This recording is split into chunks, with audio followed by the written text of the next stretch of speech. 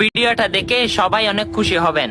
হয়তো আপনারা জানেন ফিলিস্তিন জয় হয়েছে, আলহামদুলিল্লাহ। হ্যাঁ, আল্লাহর রসুলের পক্ষে থাকলে জয় একদিন হবে ইনশাআল্লাহ তাআলা। তারা বাইতুল আকসার জন্য যুদ্ধ করেছে, জীবন দিয়েছে।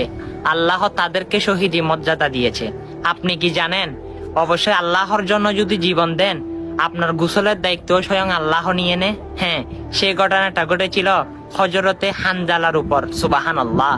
সেই বাসর ঘরে বাসর রাত কাটিয়ে আমার রসুলের জন্য যুদ্ধ করার জন্য উহুদের ময়দানে গিয়েছিল, কিন্তু সেখানে গিয়ে শুনে সে মৃত্যুবরণ করেছে, শহীদ হয়েছে। তখন তার স্ত্রী বলার সাথে সাথে আমার রসুল তাকে খুঁজতে লাগলো, দেখে না কোথায় হানজালা চলে গেল। হঠাৎ দেখে 7 জন ফেরেশতা আকাশ থেকে নেমে আনতেছে, সুবহানাল্লাহ, হযরত হানজালাকে। দেখেন, আমার রসুলের পক্ষে থাকায়, ইসলামের পক্ষে থাকায়, তা গোসলের দায়িত্ব স্বয়ং আল্লাহ রাব্বুল আলামিন